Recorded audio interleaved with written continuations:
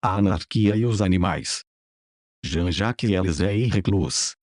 Ateneu Diego Jiménez 2010. Edições originais, La Grande Famille. Le Magazine International, 1897. A propos do Végétalisme. La Réforme Alimentaire, vol.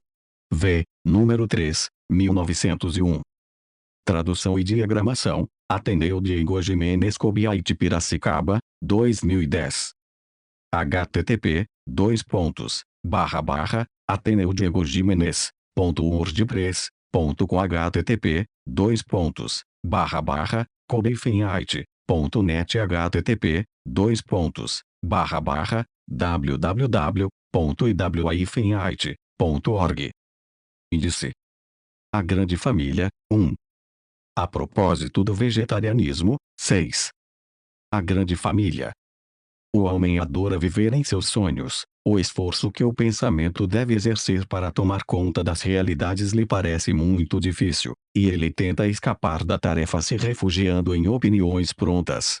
Se a dúvida é o travesseiro do sábio, a fé fervorosa é o travesseiro do pobre de espírito.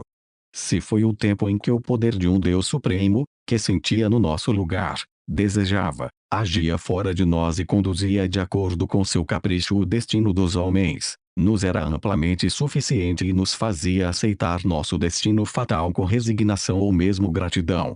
Hoje em dia esse Deus pessoal, no qual os mansos depositam confiança, agoniza em seus templos, e os mortais devem lhe substituir. Mas eles não têm mais nenhum poder augusto ao seu serviço, eles não têm nada além de palavras que eles procuram exibir como uma virtude secreta, como um poder mágico, por exemplo, a palavra progresso. Sem dúvida, é verdade que em muitos aspectos o homem progrediu, suas sensações se tornaram mais refinadas, eu creio, seus pensamentos mais sagazes e mais profundos, e a largura de sua humanidade, abrangente de um mundo mais vasto, foi prodigiosamente aumentada. Mas nenhum progresso pode ser feito sem uma regressão parcial. O ser humano cresce, mas ao crescer ele se move e ao avançar ele perde parte do chão que ocupou no passado.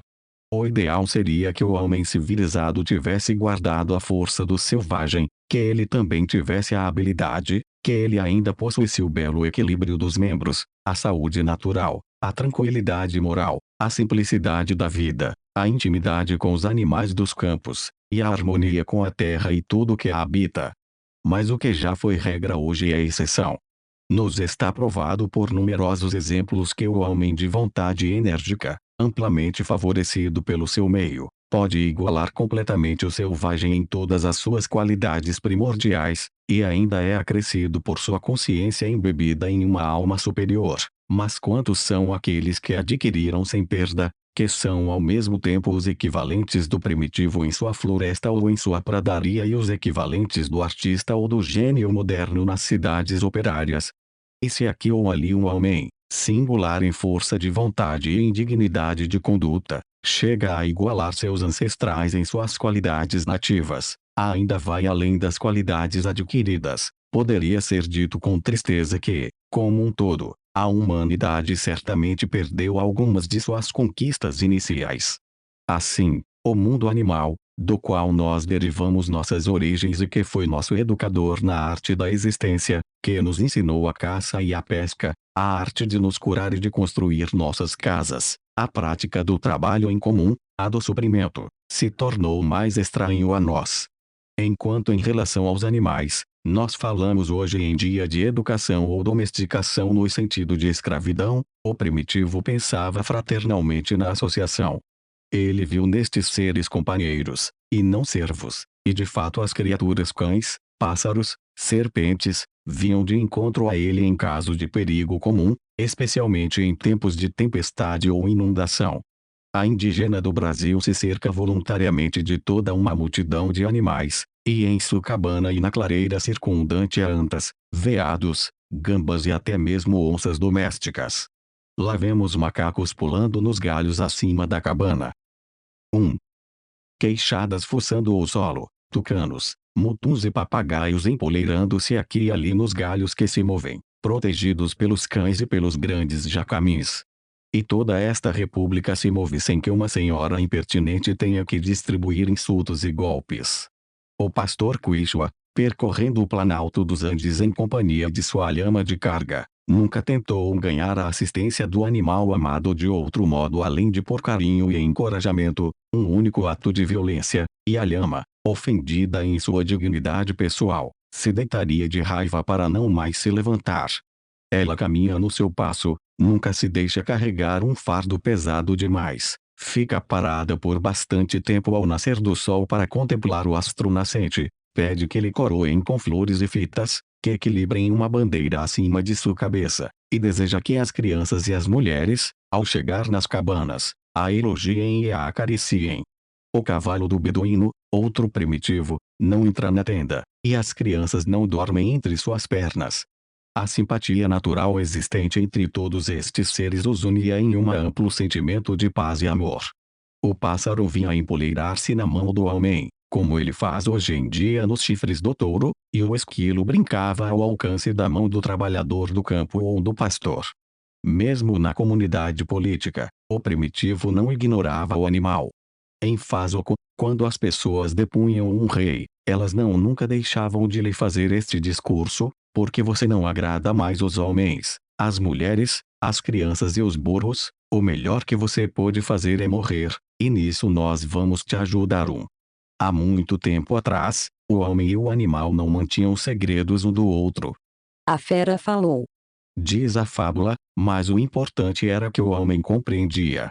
E existem histórias mais encantadoras do que os contos da Índia Meridional, as tradições talvez mais antigas do mundo, transmitidas aos invasores dravidianos pelos aborígenes. Elefantes, chacais, tigres, leões, jerboas, serpentes, caranguejos, macacos e homens conversam em total liberdade, constituindo, por assim dizer, a grande escola mútua do mundo primitivo, e, nesta escola, era mais frequente o animal ser o professor genuíno. As associações entre o homem e os animais incluíam naquelas épocas primárias um número de espécies muito maior do que o que existe hoje em nosso mundo doméstico. Geoffroy St. Hilaire mencionou 47, formando, por assim dizer, o cortejo do homem, mas quantas espécies não enumeradas por ele já viveram na intimidade de seu irmão mais novo?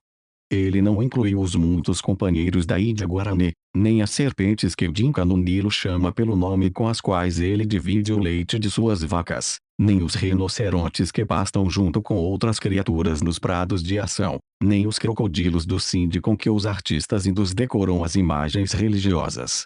Os arqueólogos constataram de maneira indubitável que os egípcios do Império Antigo tinham entre seus rebanhos de animais domésticos 3, ou mesmo 4, espécies de antílope e uma cabra, todos animais que, depois de terem se associado à existência do homem, se tornaram novamente selvagens. Mesmo os cães hienoides e os guepardos já foram transformados por caçadores em aliados fiéis. O RG Veda celebra os pombos-correio mais rápidos que as nuvens.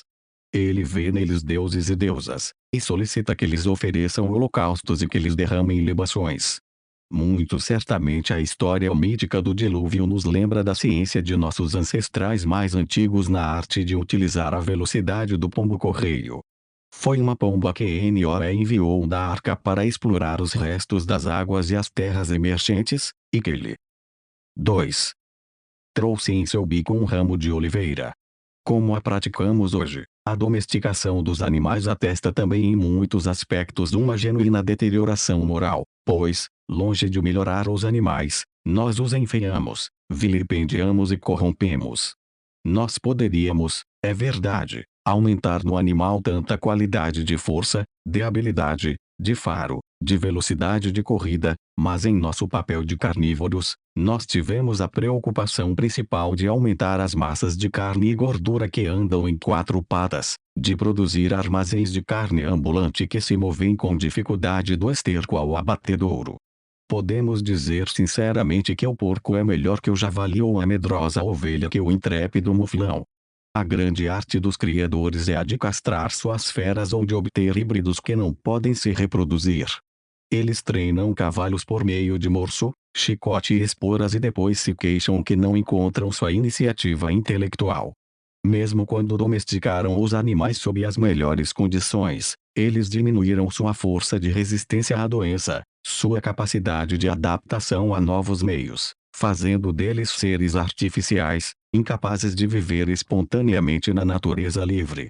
A corrupção das espécies já é um grande mal, mas a ciência dos civilizados também é exercida para o extermínio.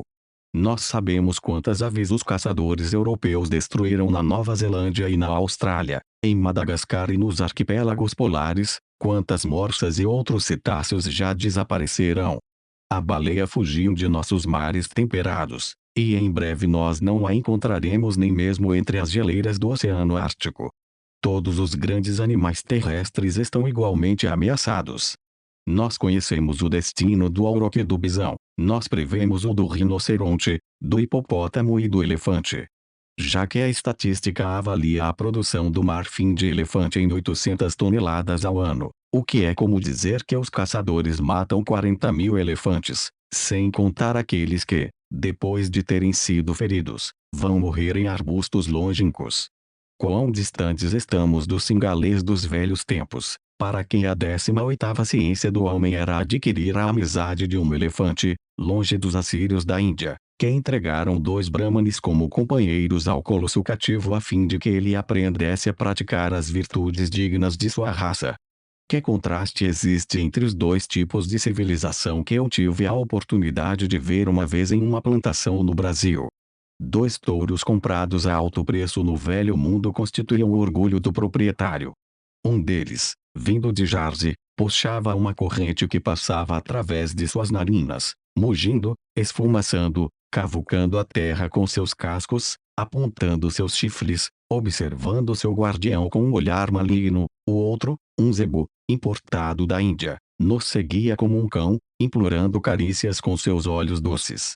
Nós pobres ignorantes civilizados, vivendo em nossas casas fechadas, fora da natureza que nos amedrontava, porque o sol estava quente demais ou o vento estava muito frio, nós esquecemos completamente o significado dos festivais que celebramos e que todos, com o desconhecimento do próprio cristianismo, Natal, Páscoa, Rogação e o Dia de Todos os Santos, foram primitivamente festivais da natureza. Nós entendemos o sentido das tradições que colocam o primeiro homem em um jardim de beleza, onde ele anda em liberdade com todos os animais, e as em que o filho do homem nasceu em uma cama de palha entre o asno e o boi, os 2 associados do trabalhador do campo. 3. E ainda, apesar do espaço que separa o homem de seus irmãos animais ter aumentado, e de nossa ação direta sobre aquelas espécies que permanecem livres na natureza selvagem ter diminuído, parece evidente que pelo menos um progresso menor foi realizado, graças à associação mais íntima que surgiu com aqueles animais domésticos não destinados para a nossa alimentação. Sem dúvida, até mesmo os cães foram parcialmente corrompidos. A maioria deles, acostumados a golpes como os soldados, se tornaram seres degradados que tremem perante o bastão e rastejam sob a fala ameaçadora do mestre. Outros são treinados para se tornar furiosos, como os bulldogs que mordem os pobres na panturrilha ou que pulam na garganta dos escravos. Outros ainda, galgos em anáguas, contraem todos os vícios de suas senhoras, a gula, a vaidade, a luxúria e a insolência. Os da China, que são criados para serem comidos, são de uma estupidez sem igual. Mas o cão verdadeiramente amado, criado para a bondade, a doçura e a nobreza de sentimento, ele não frequentemente realiza o ideal humano, ou mesmo sobre-humano, de devoção e de grandeza moral. E os gatos, que souberam melhor que os cães salvaguardar sua independência pessoal e originalidade de caráter, que são aliados ao invés de adestrados, eles também, desde os dias de selvageria primitiva na floresta, não fizeram avanços intelectuais e morais que partilham do maravilhoso. Não há um sentimento humano que na ocasião eles não compreendam ou partilhem, nenhuma ideia que eles não adivinhem, nenhum desejo que eles não antecipem. O poeta vê neles mágicos. De fato, algumas vezes eles parecem mais inteligentes que seus amigos humanos em seu pressentimento do futuro. E a tal família feliz exibida por malabaristas nas feiras não nos prova que ratos, camundongos, porquinhos da Índia e muitas outras pequenas criaturas não pedem nada além de entrar com o homem no grande acordo da felicidade e bondade. Cada cela se transforma, se seus carcereiros não impuserem boa ordem, em uma escola de animais inferiores, ratos e camundongos, moscas e pulgas. Nós conhecemos a história da aranha de Pelisson. O prisioneiro tinha retomado o gosto pela existência, graças à amiga da qual havia se tornado instrutor, mas um defensor da ordem apareceu, e, com sua bota vingadora da moral oficial, esmagou o animal que veio consolar o infeliz. Estes fatos nos provam os enormes recursos possuídos pelo homem para a recuperação de sua influência sobre todo este mundo animado que ele deixa à mercê do destino, negligenciando associá-lo à sua própria vida. Quando nossa civilização, ferozmente individualista como é, dividindo o mundo em tantos pequenos estados inimigos hostis quanto a propriedades privadas e casas de família, tiver sofrido sua última falência e tiver que recorrer ao apoio mútuo para a salvação comum, quando a busca pela amizade substituirá do bem-estar que cedo ou tarde será suficientemente assegurado, quando os naturalistas entusiastas nos tiverem revelado tudo que é de charmoso, de amável, de humano, e frequentemente de mais que humano sobre a natureza das criaturas, nos lembraremos de todas essas espécies deixadas para trás no caminho do progresso, e nós tentaremos fazer deles não servos ou máquinas, mas genuínos companheiros. O estudo dos primitivos contribuiu para nos fazer compreender o homem policial de nossos dias. O estudo dos animais nos fará penetrar mais profundamente na ciência da vida, aumentará nosso conhecimento das coisas e nosso amor. Que nós ansiemos por voltar a ver a corça da floresta vir à nossa frente. 4. Com seus olhos negros para ser acariciada, e o pássaro vir empoleirar-se triunfantemente no ombro da mulher amada, sabendo que também é belo, e exigindo sua parte do beijo. 1 Lepsius, Cartas do Egito. 5. A propósito do vegetarianismo. Já que homens de valor tão elevado, higienistas e biólogos, já estudaram a fundo as questões relacionadas à nutrição normal, eu tomarei cuidado para não exibir aqui uma prova de incompetência ao dar também minha opinião sobre a alimentação animal e vegetal. Cada um em sua especialidade. Não sou nem químico nem médico, eu não falarei de nitrogênio nem de albumina, eu não reproduzirei as dosagens fornecidas pelos analistas e me contentarei simplesmente em contar minhas impressões pessoais, que certamente coincidirão com as de muitos vegetarianos. Eu perambularei por minha própria vida e pararei ocasionalmente para fazer alguma observação suscitada pelas pequenas aventuras da existência. Antes de tudo, eu devo dizer, a busca pela verdade pura não teve nada a ver com as primeiras impressões que fizeram do pequeno menino que eu era um vegetariano em potencial, ainda usando um vestidinho de criança. Eu me lembro distintamente do horror ao sangue derramado. Uma pessoa de minha família colocou um prato na minha mão, me mandou ao açougueiro da vila e me pediu para trazer algum pedaço sangrento. Inocente e temeroso, eu saí alegremente para fazer a compra, e entrei no quintal onde ficavam os carrascos dos animais degolados. Eu me lembro ainda deste quintal sinistro, onde passavam homens assustadores, tendo à mão grandes facas que limpavam em seus aventais salpicados de sangue. Sob uma varanda, um cadáver enorme me parecia ocupar um espaço prodigioso, da carne branca, um líquido roçado escorria para o canal. E eu, tremendo e mudo, fiquei neste quintal ensanguentado, incapaz de avançar, mas aterrorizado demais para fugir. Eu não sei o que aconteceu comigo, minha memória não guardou nenhum vestígio. Parece-me ter ouvido falar que eu desmaiei e que o açougueiro compassivo me levou para a residência familiar.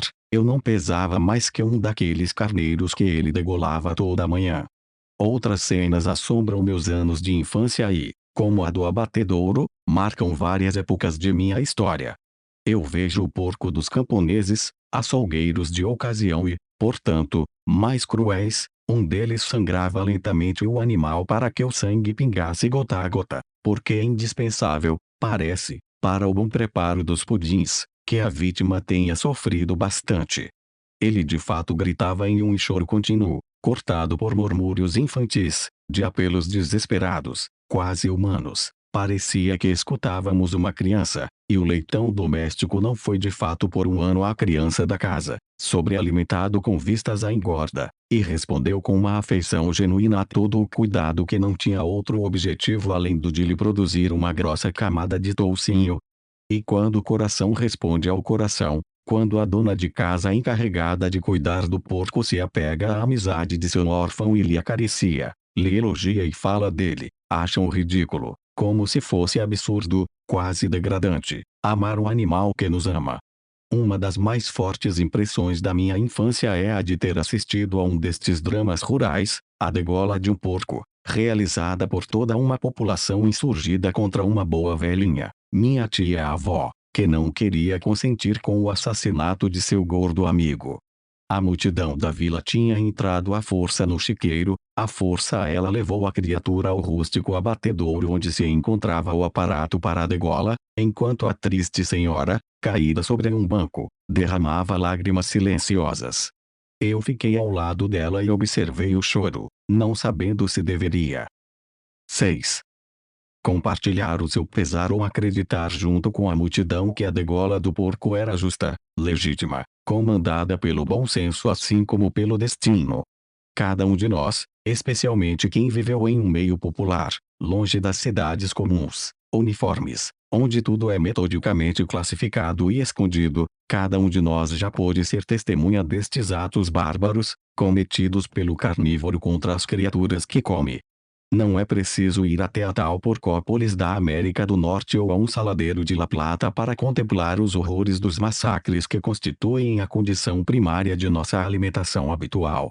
Mas estas impressões somem com o tempo, elas cedem a esta educação funesta cotidiana que consiste em levar o indivíduo à mediocridade, e tira dele tudo que lhe faz um ser original, uma pessoa.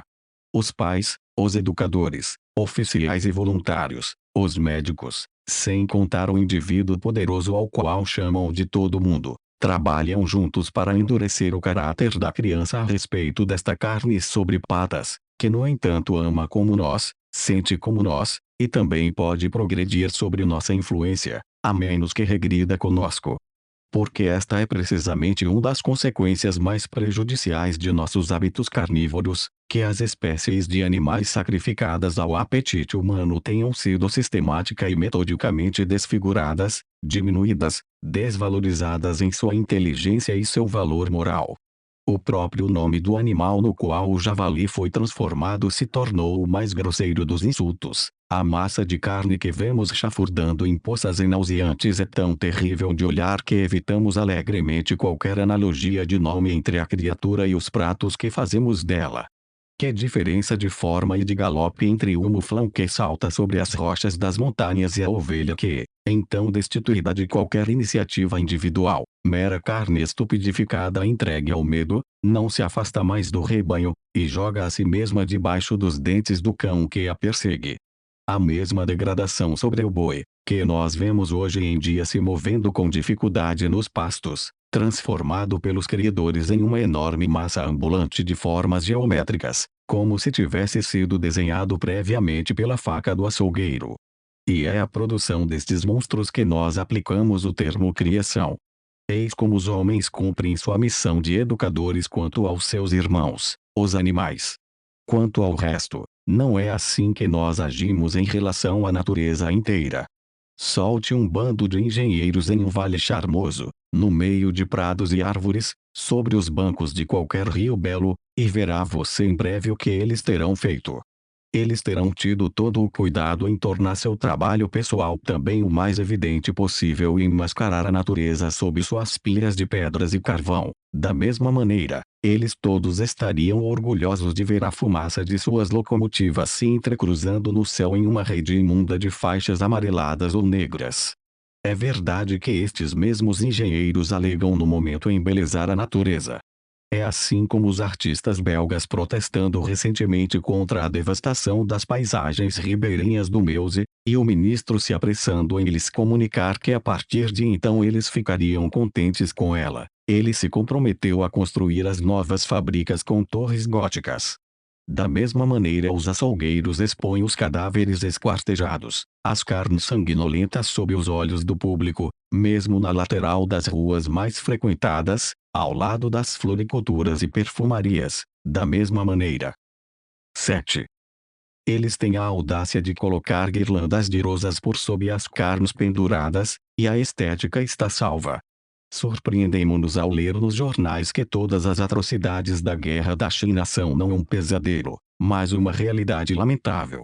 Como pode ser que homens que tiveram a felicidade de ser acariciados por sua mãe e de aprender nas escolas as palavras de justiça e de bondade, como pode ser que estas feras com feices humanas sintam prazer em amarrar os chineses uns aos outros por suas vestimentas e seus rabos de cavalo para lhes jogarem um rio?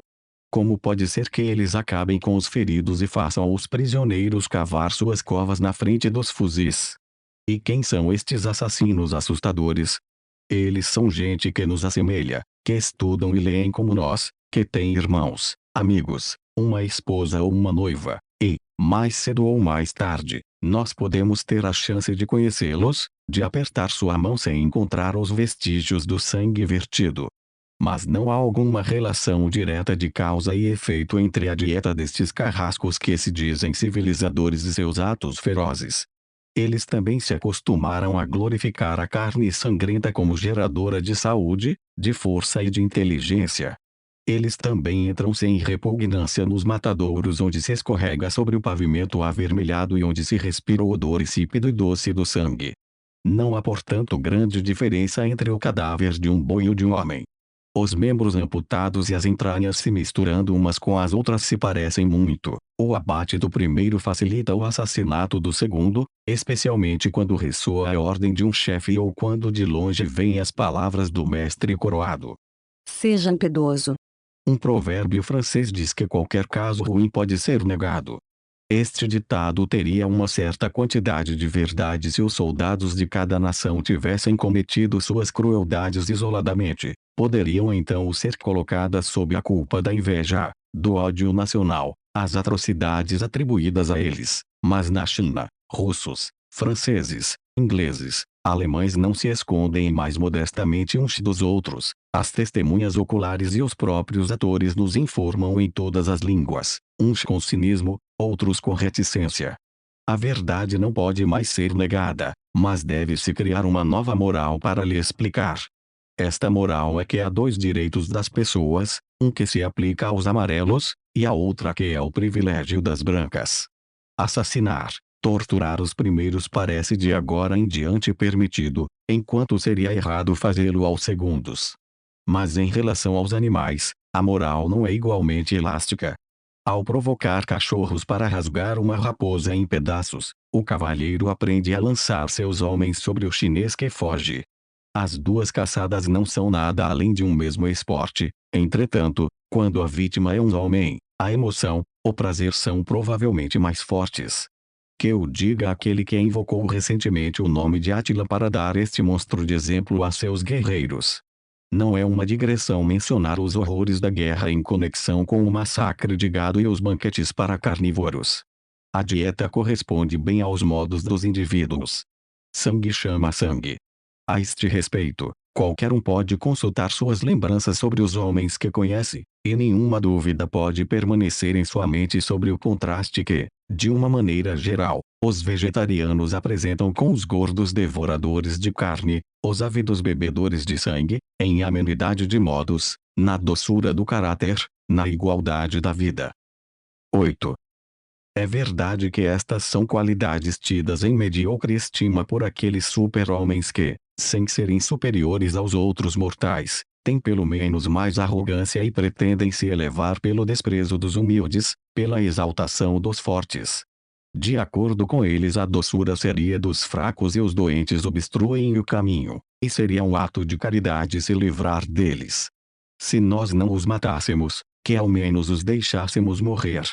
Mas é isto que, precisamente, torna os doces capazes de serem mais resistentes ao mal que os violentos. Os sanguinários e os de ódio de cor não são normalmente aqueles que vivem mais tempo, Os verdadeiramente fortes não são aqueles que carregam toda a força na superfície, na vermelhidão da face, na projeção dos músculos ou na corpulência da gordura reluzente.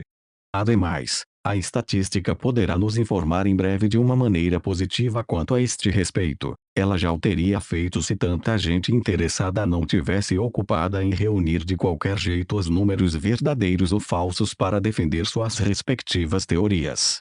Quaisquer que eles sejam, nós dizemos simplesmente que para a grande maioria dos vegetarianos a questão não é saber se seus bíceps e tríceps são mais sólidos que os dos carnívoros, nem mesmo se seu organismo apresenta contra os riscos da vida e as chances da morte uma força de resistência maior.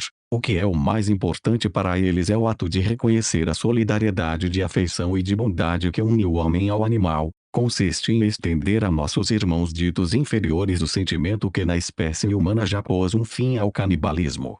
As razões que os antropófagos poderiam invocar contra o abandono da carne humana na alimentação cotidiana teriam o mesmo valor que aquelas usadas hoje em dia pelos carnívoros comuns. Os argumentos que fizeram valer contra o costume monstruoso são justamente os que nós invocamos hoje em dia. O cavalo e o boi, o coelho e o gato, o veado e a lebre nos convêm mais como amigos que como carne.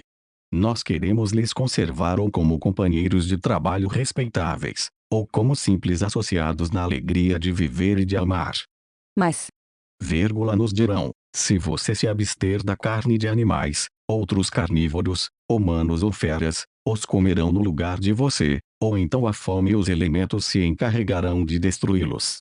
Sem dúvida o balanço da espécie se manterá como antes, conforme as chances da vida e a entreluta de apetites, mas ao menos no conflito de raças, é a outros que pertence o papel de destruidor. Nós desenvolveremos a parte da terra que é nossa, tornando-a o mais agradável possível, não somente para nós mesmos, mas também para as criaturas de nosso círculo familiar. Nós levaremos a sério o papel de educadores que desde as épocas pré-históricas o homem se atribuiu. Nossa parte da responsabilidade na transformação da ordem universal não se estende para além de nós mesmos e de nosso ambiente imediato. Se nós fizermos poucas coisas, ao menos este pouco será nosso trabalho. É certo que se nós defendermos a ideia quimérica de empurrar a prática da teoria até suas consequências últimas e lógicas, sem nos preocuparmos com considerações de outra natureza, nós cairemos em absurdo puro. Neste aspecto o princípio do vegetarianismo não difere de nenhum outro princípio, ele deve se acomodar às condições comuns da vida. Evidentemente, nós não temos a intenção de subordinar todas nossas práticas e ações de cada hora, de cada minuto ao respeito pela vida dos infinitamente pequenos. Nós não nos deixaremos morrer de fome e de sede como o lama budista, quando o microscópio nos tiver mostrado uma gota de água toda. 9. Infestada de animálculos. Nós não nos incomodaremos mesmo no momento de cortar um bastão na floresta, nem mesmo para colher uma flor em um jardim. Da mesma maneira nós iremos colher as alfaces, os repolhos e os aspargos para nossa alimentação, apesar de nós reconhecermos plenamente a vida nas plantas como também nos animais. Mas isso é não para fundarmos uma nova religião e não nos fecharmos com o dogmatismo de sectários. É uma questão de tornar nossa existência tão bela quanto possível e de conformar o tanto que existe em nós às condições estéticas do meio. Da mesma forma que nossos ancestrais ficaram enojados de comer a carne de seus semelhantes e um belo dia cessaram de lhes servir em suas mesas, da mesma maneira que entre os carnívoros há muitos que se recusam a comer a carne do nobre cavalo, companheiro do homem, ou a dos cães e dos gatos, animais de estimação, da mesma maneira nos enojamos de beber o sangue e de mastigar entre nossos dentes o músculo do boi, o animal trabalhador que nos dá o pão.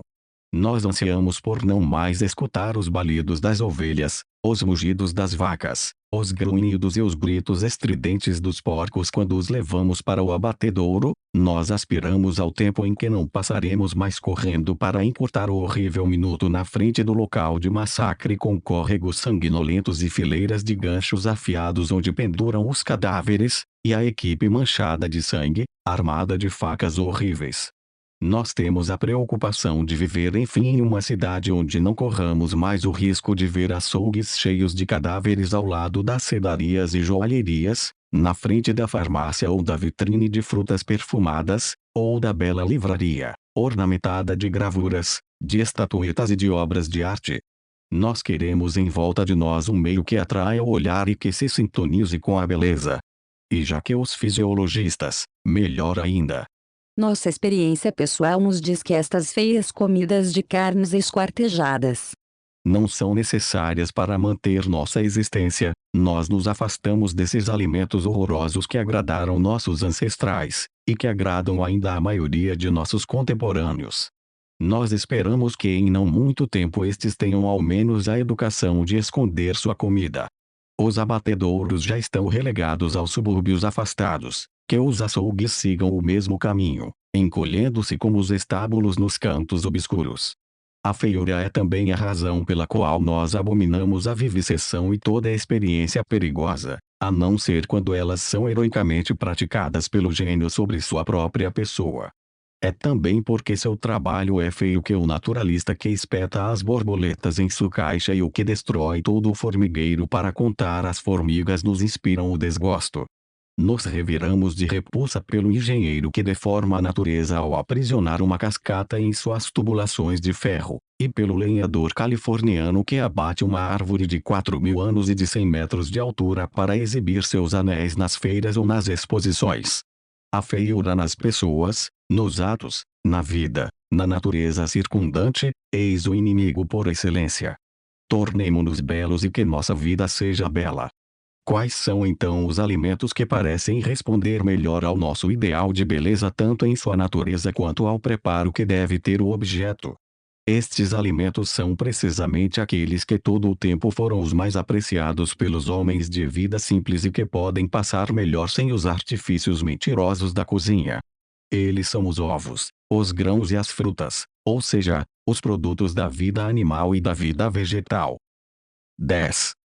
Que representam nos organismos a prisão temporária da vitalidade e a concentração dos elementos necessários à formação de novas vidas.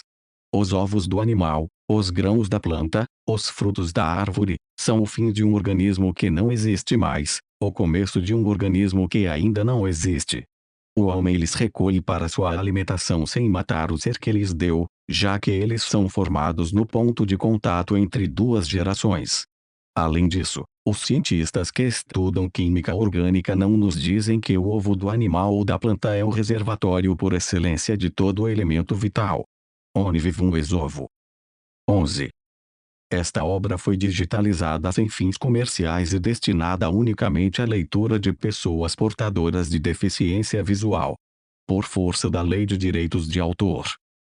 Por isto, este trabalho é oferecido gratuitamente aos amigos cegos e deficientes visuais de acordo com a Lei. Lei 9.610, de 19 de fevereiro de 1998, sobre direitos autorais. Alteração, atualização e consolidação da legislação. Título I, dos direitos do autor. Capítulo IV, das limitações aos direitos autorais. Art. 46 não constitui ofensa aos direitos autorais, e, a reprodução de obras literárias, artísticas ou científicas, para uso exclusivo de deficientes visuais, sempre que a reprodução, sem fins comerciais, seja feita mediante o sistema Braille ou outro procedimento em qualquer suporte para esses destinatários. A anarquia e os animais. Jean-Jacques Elzé e Reclus. Ateneu Diego Jiménez 2010. Edições originais, La Grande Famille. Le Magazine International, 1897. A propos do Végétalisme. La Réforme Alimentaire, Vol. V, número 3, 1901. Tradução e diagramação, Ateneu Diego Jiménez Cobiaite Piracicaba, 2010. http://ateneudiegojimenez.wordpress.com http://cobeifenhaite.net http://www.iwaifenhaite.org. Índice: A Grande Família, 1. A propósito do vegetarianismo, 6. A grande família.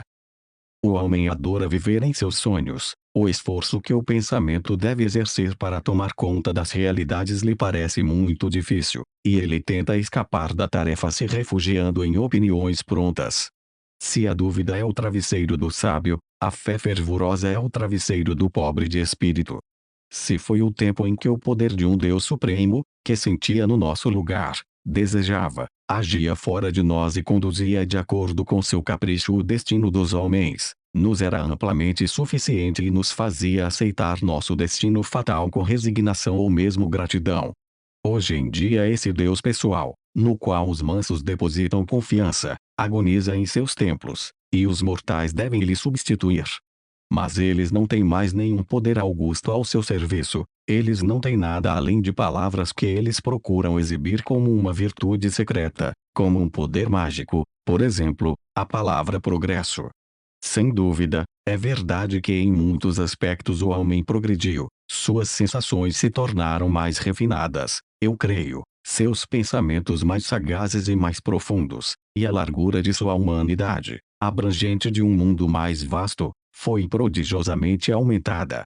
Mas nenhum progresso pode ser feito sem uma regressão parcial. O ser humano cresce, mas ao crescer ele se move e ao avançar ele perde parte do chão que ocupou no passado.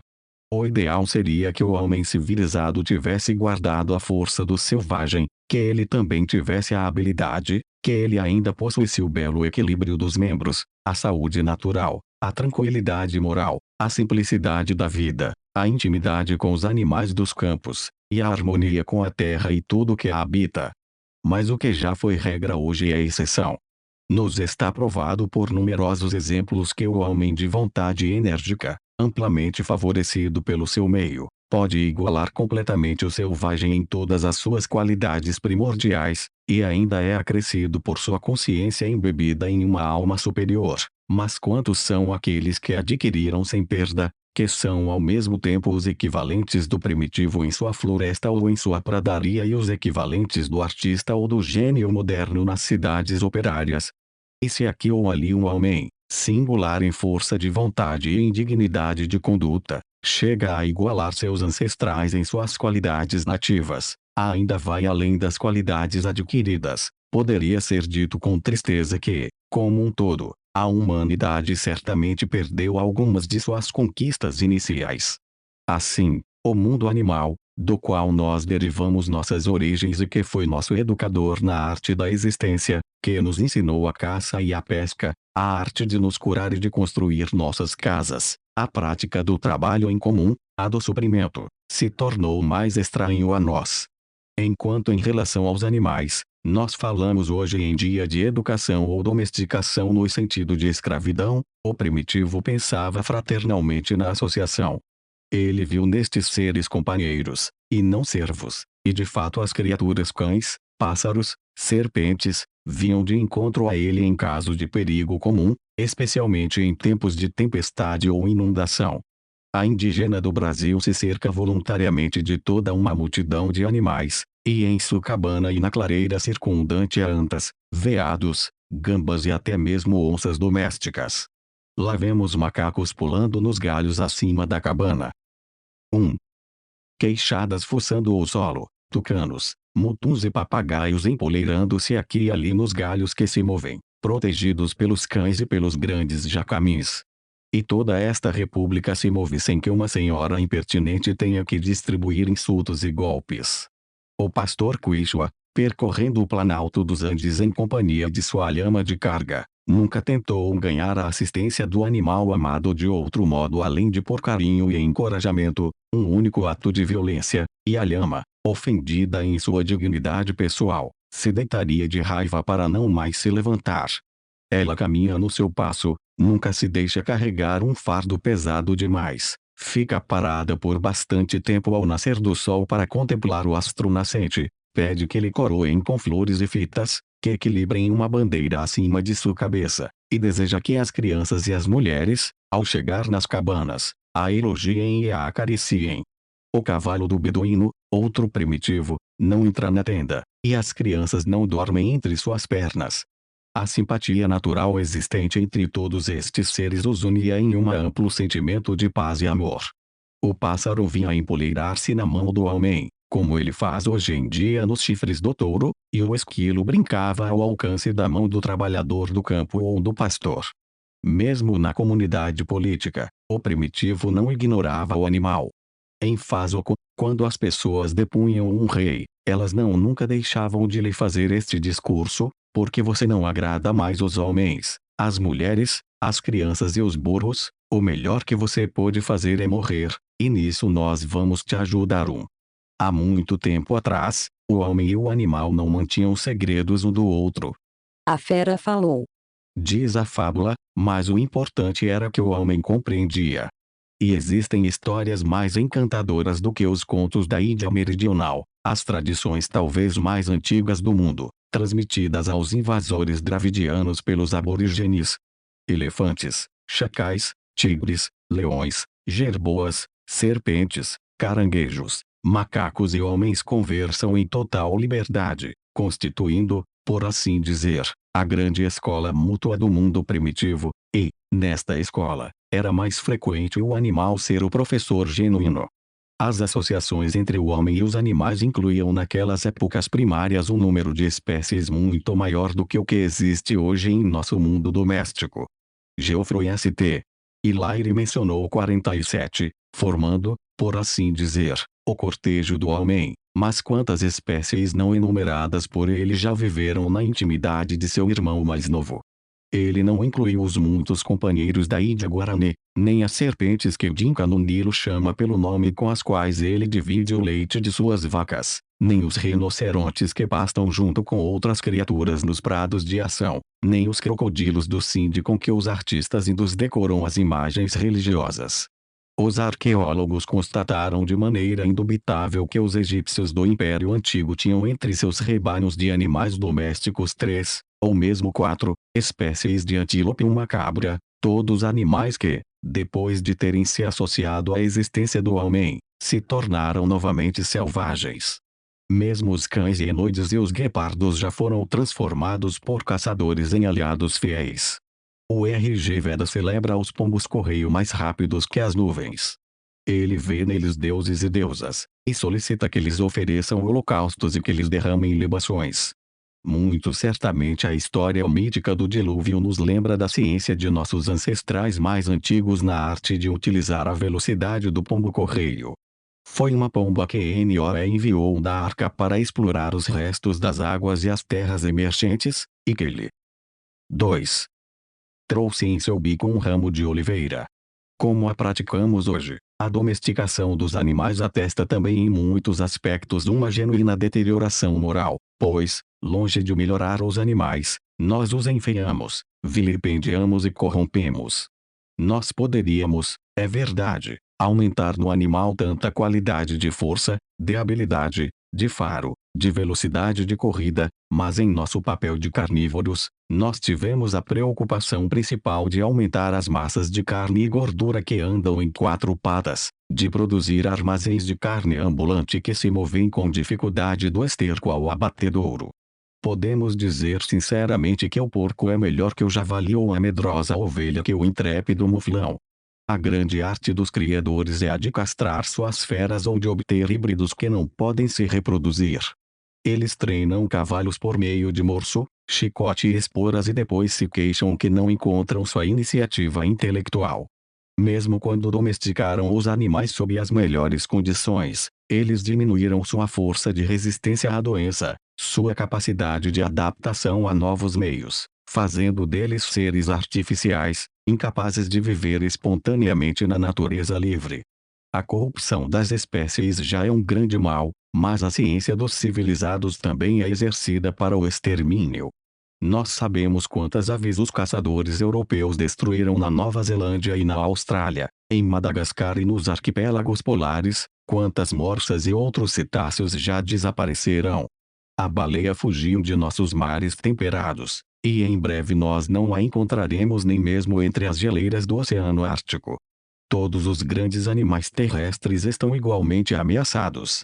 Nós conhecemos o destino do auroque e do bisão. Nós prevemos o do rinoceronte, do hipopótamo e do elefante. Já que a estatística avalia a produção do marfim de elefante em 800 toneladas ao ano, o que é como dizer que os caçadores matam 40.000 elefantes, sem contar aqueles que, depois de terem sido feridos, vão morrer em arbustos longínquos.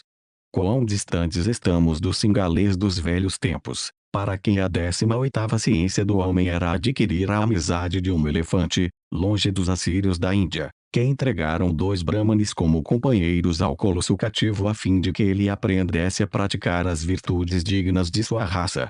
Que contraste existe entre os 2 tipos de civilização que eu tive a oportunidade de ver uma vez em uma plantação no Brasil. 2 touros comprados a alto preço no velho mundo constituíam o orgulho do proprietário. Um deles, vindo de Jarze, puxava uma corrente que passava através de suas narinas, mugindo, esfumaçando, cavucando a terra com seus cascos, apontando seus chifres, observando seu guardião com um olhar maligno. O outro, um zebu, importado da Índia, nos seguia como um cão, implorando carícias com seus olhos doces. Nós pobres ignorantes civilizados, vivendo em nossas casas fechadas, fora da natureza que nos amedrontava, porque o sol estava quente demais ou o vento estava muito frio, nós esquecemos completamente o significado dos festivais que celebramos e que todos, com o desconhecimento do próprio cristianismo, Natal, Páscoa, Rogação e o Dia de Todos os Santos, foram primitivamente festivais da natureza. Nós entendemos o sentido das tradições que colocam o primeiro homem em um jardim de beleza, onde ele anda em liberdade com todos os animais, e as em que o filho do homem nasceu em uma cama de palha entre o asno e o boi, os 2 associados do trabalhador do campo. 3. E ainda, apesar do espaço que separa o homem de seus irmãos animais ter aumentado, e de nossa ação direta sobre aquelas espécies que permanecem livres na natureza selvagem ter diminuído, parece evidente que pelo menos um progresso menor foi realizado, graças à associação mais íntima que surgiu com aqueles animais domésticos não destinados para a nossa alimentação.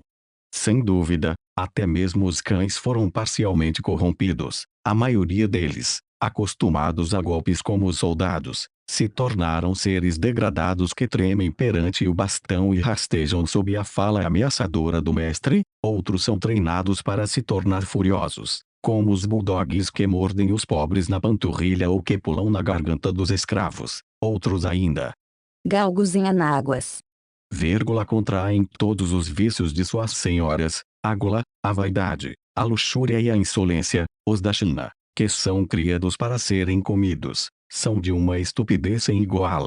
Mas o cão verdadeiramente amado, criado para a bondade, a doçura e a nobreza de sentimento, ele não frequentemente realiza o ideal humano, ou mesmo sobre-humano, de devoção e de grandeza moral.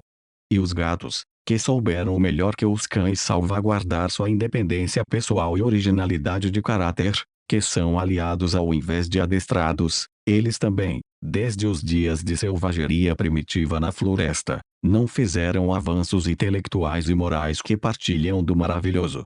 Não há um sentimento humano que na ocasião eles não compreendam ou partilhem, nenhuma ideia que eles não adivinhem, nenhum desejo que eles não antecipem. O poeta vê neles mágicos. De fato, algumas vezes eles parecem mais inteligentes que seus amigos humanos em seu pressentimento do futuro.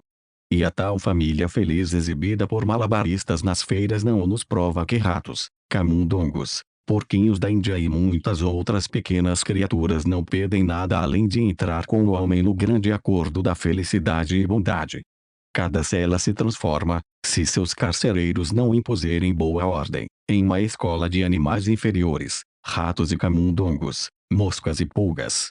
Nós conhecemos a história da aranha de Pelição. O prisioneiro tinha retomado o gosto pela existência, graças à amiga da qual havia se tornado instrutor, mas um defensor da ordem apareceu, e, com sua bota vingadora da moral oficial, esmagou o animal que veio consolar o infeliz. Estes fatos nos provam os enormes recursos possuídos pelo homem para a recuperação de sua influência sobre todo este mundo animado que ele deixa à mercê do destino, negligenciando associá-lo à sua própria vida. Quando nossa civilização, ferozmente individualista como é, dividindo o mundo em tantos pequenos estados inimigos hostis quanto a propriedades privadas e casas de família, tiver sofrido sua última falência e tiver que recorrer ao apoio mútuo para a salvação comum, quando a busca pela amizade substituirá do bem-estar que cedo ou tarde será suficientemente assegurado, quando os naturalistas entusiastas nos tiverem revelado tudo que é de charmoso, de amável, de humano, e frequentemente de mais que humano sobre a natureza das criaturas, nos lembraremos de todas essas espécies deixadas para trás no caminho do progresso, e nós tentaremos fazer deles não servos ou máquinas, mas genuínos companheiros. O estudo dos primitivos contribuiu para nos fazer compreender o homem policial de nossos dias. O estudo dos animais nos fará penetrar mais profundamente na ciência da vida, aumentará nosso conhecimento das coisas e nosso amor. Que nós ansiemos por voltar a ver a corça da floresta vir à nossa frente. 4. Com seus olhos negros para ser acariciada, e o pássaro vir empoleirar-se triunfantemente no ombro da mulher amada, sabendo que também é belo, e exigindo sua parte do beijo. 1 Lepsius, Cartas do Egito. 5. A propósito do vegetarianismo. Já que homens de valor tão elevado, higienistas e biólogos, já estudaram a fundo as questões relacionadas à nutrição normal, eu tomarei cuidado para não exibir aqui uma prova de incompetência ao dar também minha opinião sobre a alimentação animal e vegetal.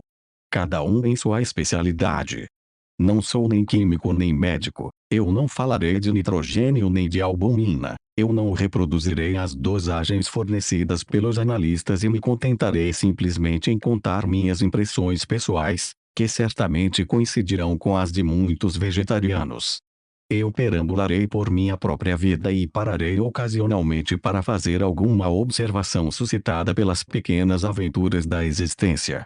Antes de tudo, eu devo dizer, a busca pela verdade pura não teve nada a ver com as primeiras impressões que fizeram do pequeno menino que eu era um vegetariano em potencial, ainda usando um vestidinho de criança. Eu me lembro distintamente do horror ao sangue derramado. Uma pessoa de minha família colocou um prato na minha mão, me mandou ao açougueiro da vila e me pediu para trazer algum pedaço sangrento. Inocente e temeroso, eu saí alegremente para fazer a compra, e entrei no quintal onde ficavam os carrascos dos animais degolados. Eu me lembro ainda deste quintal sinistro, onde passavam homens assustadores, tendo à mão grandes facas que limpavam em seus aventais salpicados de sangue.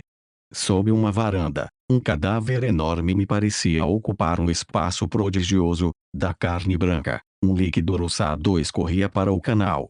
E eu, tremendo e mudo, fiquei neste quintal ensanguentado, incapaz de avançar, mas aterrorizado demais para fugir. Eu não sei o que aconteceu comigo, minha memória não guardou nenhum vestígio. Parece-me ter ouvido falar que eu desmaiei e que o açougueiro compassivo me levou para a residência familiar. Eu não pesava mais que um daqueles carneiros que ele degolava toda manhã. Outras cenas assombram meus anos de infância e, como a do abatedouro, marcam várias épocas de minha história. Eu vejo o porco dos camponeses, açougueiros de ocasião e, portanto, mais cruéis. Um deles sangrava lentamente o animal para que o sangue pingasse gota a gota, porque é indispensável, parece, para o bom preparo dos pudins, que a vítima tenha sofrido bastante. Ele de fato gritava em um choro contínuo, cortado por murmúrios infantis, de apelos desesperados, quase humanos. Parecia que escutávamos uma criança, e o leitão doméstico não foi de fato por um ano a criança da casa, sobrealimentado com vistas à engorda, e respondeu com uma afeição genuína a todo o cuidado que não tinha outro objetivo além do de lhe produzir uma grossa camada de toucinho. E quando o coração responde ao coração, quando a dona de casa encarregada de cuidar do porco se apega à amizade de seu órfão e lhe acaricia, lhe elogia e fala dele, acham ridículo, como se fosse absurdo, quase degradante, amar um animal que nos ama. Uma das mais fortes impressões da minha infância é a de ter assistido a um destes dramas rurais, a degola de um porco, realizada por toda uma população insurgida contra uma boa velhinha, minha tia-avó, que não queria consentir com o assassinato de seu gordo amigo. A multidão da vila tinha entrado à força no chiqueiro, à força ela levou a criatura ao rústico abatedouro onde se encontrava o aparato para a degola, enquanto a triste senhora, caída sobre um banco, derramava lágrimas silenciosas. Eu fiquei ao lado dela e observei o choro, não sabendo se deveria. 6. Compartilhar o seu pesar ou acreditar junto com a multidão que a degola do porco era justa, legítima, comandada pelo bom senso assim como pelo destino. Cada um de nós, especialmente quem viveu em um meio popular, longe das cidades comuns, uniformes, onde tudo é metodicamente classificado e escondido, cada um de nós já pôde ser testemunha destes atos bárbaros, cometidos pelo carnívoro contra as criaturas que come. Não é preciso ir até a tal porcópolis da América do Norte ou a um saladeiro de La Plata para contemplar os horrores dos massacres que constituem a condição primária de nossa alimentação habitual. Mas estas impressões somem com o tempo, elas cedem a esta educação funesta cotidiana que consiste em levar o indivíduo à mediocridade, e tira dele tudo que lhe faz um ser original, uma pessoa. Os pais, os educadores, oficiais e voluntários, os médicos, sem contar o indivíduo poderoso ao qual chamam de todo mundo, trabalham juntos para endurecer o caráter da criança a respeito desta carne sobre patas, que no entanto ama como nós, sente como nós, e também pode progredir sobre nossa influência, a menos que regrida conosco. Porque esta é precisamente uma das consequências mais prejudiciais de nossos hábitos carnívoros, que as espécies de animais sacrificadas ao apetite humano tenham sido sistemática e metodicamente desfiguradas, diminuídas, desvalorizadas em sua inteligência e seu valor moral. O próprio nome do animal no qual o javali foi transformado se tornou o mais grosseiro dos insultos. A massa de carne que vemos chafurdando em poças nauseantes é tão terrível de olhar que evitamos alegremente qualquer analogia de nome entre a criatura e os pratos que fazemos dela. Que diferença de forma e de galope entre o muflão que salta sobre as rochas das montanhas e a ovelha que, então destituída de qualquer iniciativa individual, mera carne estupidificada entregue ao medo, não se afasta mais do rebanho, e joga a si mesma debaixo dos dentes do cão que a persegue. A mesma degradação sobre o boi, que nós vemos hoje em dia se movendo com dificuldade nos pastos, transformado pelos criadores em uma enorme massa ambulante de formas geométricas, como se tivesse sido desenhado previamente pela faca do açougueiro. E é a produção destes monstros que nós aplicamos o termo criação. Eis como os homens cumprem sua missão de educadores quanto aos seus irmãos, os animais. Quanto ao resto, não é assim que nós agimos em relação à natureza inteira. Solte um bando de engenheiros em um vale charmoso, no meio de prados e árvores, sobre os bancos de qualquer rio belo, e verá você em breve o que eles terão feito.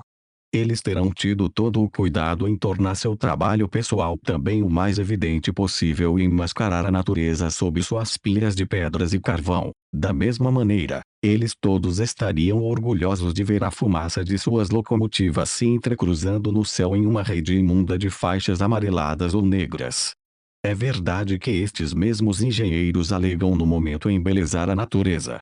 É assim como os artistas belgas protestando recentemente contra a devastação das paisagens ribeirinhas do Meuse, e o ministro se apressando em lhes comunicar que a partir de então eles ficariam contentes com ela. Ele se comprometeu a construir as novas fábricas com torres góticas.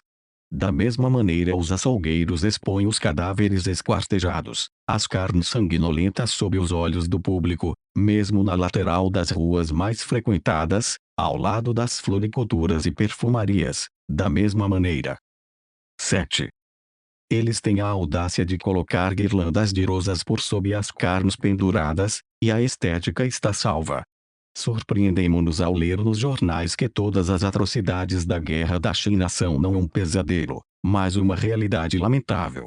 Como pode ser que homens que tiveram a felicidade de ser acariciados por sua mãe e de aprender nas escolas as palavras de justiça e de bondade, como pode ser que estas feras com feices humanas sintam prazer em amarrar os chineses uns aos outros por suas vestimentas e seus rabos de cavalo para lhes jogarem um rio? Como pode ser que eles acabem com os feridos e façam os prisioneiros cavar suas covas na frente dos fuzis? E quem são estes assassinos assustadores? Eles são gente que nos assemelha, que estudam e leem como nós, que tem irmãos, amigos, uma esposa ou uma noiva, e, mais cedo ou mais tarde, nós podemos ter a chance de conhecê-los, de apertar sua mão sem encontrar os vestígios do sangue vertido. Mas não há alguma relação direta de causa e efeito entre a dieta destes carrascos que se dizem civilizadores e seus atos ferozes.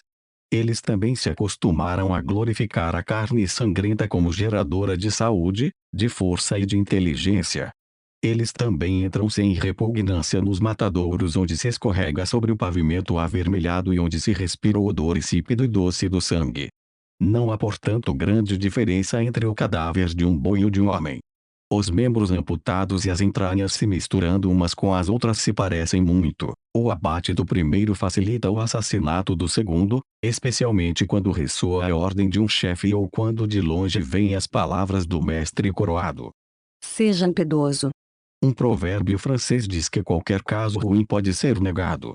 Este ditado teria uma certa quantidade de verdade se os soldados de cada nação tivessem cometido suas crueldades isoladamente. Poderiam então ser colocadas sob a culpa da inveja, do ódio nacional, as atrocidades atribuídas a eles. Mas na China, russos, franceses, ingleses, alemães não se escondem mais modestamente uns dos outros. As testemunhas oculares e os próprios atores nos informam em todas as línguas, uns com cinismo, outros com reticência.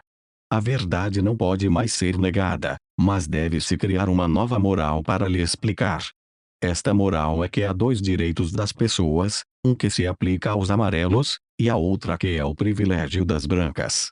Assassinar, torturar os primeiros parece de agora em diante permitido, enquanto seria errado fazê-lo aos segundos. Mas em relação aos animais, a moral não é igualmente elástica. Ao provocar cachorros para rasgar uma raposa em pedaços, o cavalheiro aprende a lançar seus homens sobre o chinês que foge. As duas caçadas não são nada além de um mesmo esporte, entretanto, quando a vítima é um homem, a emoção, o prazer são provavelmente mais fortes. Que o diga aquele que invocou recentemente o nome de Átila para dar este monstro de exemplo a seus guerreiros. Não é uma digressão mencionar os horrores da guerra em conexão com o massacre de